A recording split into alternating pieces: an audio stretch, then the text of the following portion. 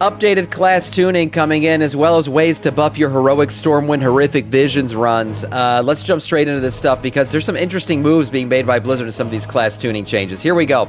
We got Evoker up on the line first here, and Augmentation is getting nerfed. I mean, I'm convinced at this point that Blizzard just hates Augmentation. But here it is. Narubar Palace 2-set class now increases your upheaval damage by 15%, was 30%. And your eruption damage by 15% was 30% on the stacks. So their reasoning for this was with recent buffs to Augmentation. Remember, they buffed everything across the board for them by 15% the last time we looked at these things. Augmentation's personal damage, this older class set became stronger than intended. So they intend Augmentation to just basically not be strong. That's what they're trying to say. So I don't know what the fuck's happening with Augmentation, but unfortunate that you are getting nerfed right now, or at least your 2-set is. Preservation. You're getting a buff here. Healing on all spells and abilities increased by 4%. Nice. Living Flame increased by 30%. Spirit Bloom and Healing increased by 20%. And Echo's baseline healing increased by 100%. So Preservation getting some big buffs here. Yeah, fun was detected, right? That was the last tier's 2-set, was it? Oh, you're right. It was the last tier's 2-set. So I guess people were using it improperly. Sticky, I stand corrected. Maybe that was the right move because they want people currently using the new set. Maybe Blizzard should have put that in their reasoning down here rather than just saying it was buffing too much. Yeah, fucking F. Did you even read that, Sam? I didn't. I actually read it out loud and I didn't comprehend what I was reading. But yeah, you're right. It is the previous 2 sets, so fuck that. Okay, here we go. Hunters, Survival. Explosive shot damage increased by 15% and Fury of the Eagle. That's right, I said Fury. Damage increased by 25%. Mage, Frost, all damage dealt increased by 3%. Wow, I didn't even think Frost Mage needed a buff, but there you go, 3% buff across the board for them. Paladin, we got Holy, Lightsmith, Blessing of the Forge healing increased by 15%, and Lightsmith Hammer and Anvil healing increased by 20%, so some Lightsmith buffs there for Holy Paladins. We got Shadow Priest here. Psychic Link now causes direct damage to inflict 35% of the damage dealt to the targets afflicted by Vampiric Touch, was 30%, so that's a little buff there. Halo damage increased by 30%, and Void Weaver Entropic Rift damage increased by 12%. I think everyone who's playing Priest right now is playing Discipline. It's part of the meta, so try to buff other things. That makes sense. Rogue, we got Sub Titty. Yeah, that's right. All damage increased by 5%. So a nice little buff there to the titties of subs. And then we got Shamans. Restoration. Oh, some big notes here. Okay, let's get into this. Elemental Reverb now increases Riptide healing by 20%. Was 10. So there you go, a buff there. Farseer Maelstrom Supremacy now increases the healing of Healing Wave, Healing Surge, Wellspring, Downpour, and Chains of Healing by 25%. Was 15. That's a pretty big buff there for all those spells, 10% buff. Farseer, again, Offering from Beyond now reduces the cooldown of Riptide by 3 seconds, was 2 seconds, so another buff there. This is all Farseer. Are people not playing Farseer? Is that why they're buffing it here? I don't play Shaman right now, so I wouldn't know, but it looks like Farseer is a lesser played hero talent right now. So here we go. Farseer Primordial Capacity now increases maximum mana by 10%, was 5. More Farseer stuff here. Hydro Bubble Absorption increased by 25%, and Hydro Bubble now lasts 5 more seconds than it did previously. 15 seconds now, was 10.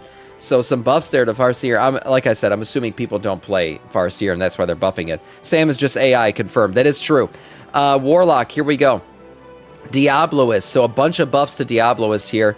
Ruination damage increased by 35%. Wicked Cleave increased by 15%. Chaos Salvo increased by 15%. Fellseeker, 15% increase. And then Gloom of the Nathraza now causes enemies to be marked by your Havoc to take 7% increased damage to single target spells, was 5%. So there you go. Big buffs to Diabloist there. And then Arms. We got this is the last one here. Arms Furry and Arms Warriors. Okay, Whirlwind damage for Arms increased by 100%. Oh my god. They just doubled your Arms Warrior Whirlwind damage. That's pretty damn big. I wonder how they're going to stack up now in Mythic Plus. Oh my god, that's huge. And then oh my god, Furry got an even bigger increase to Whirlwind damage. 120%. And then they're going to thunderclap some cheeks right after that with added increase rate of 25%.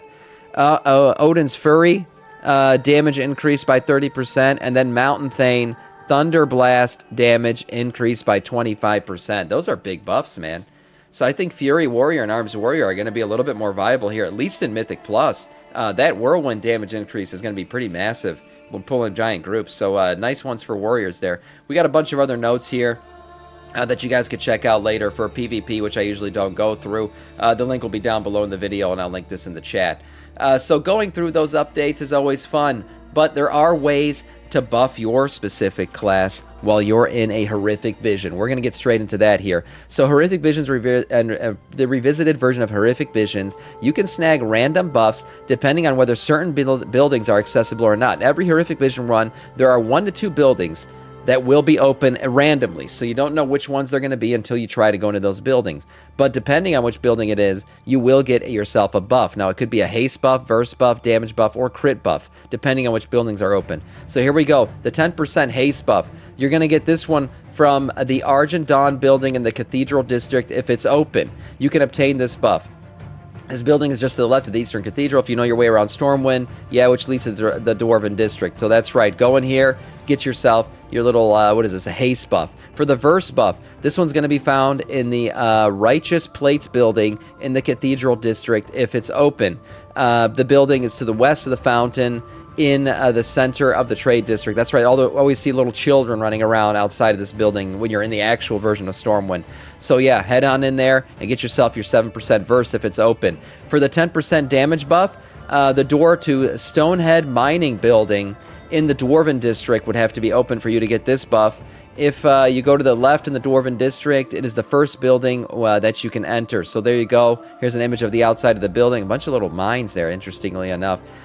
This one's going to give you, again, a 10% buff to your damage. And then finally here, 10% crit strike. Looks like is the auction house here. The Stormwind Bank, my bad, Stormwind Bank. You can obtain this buff here if the bank is open.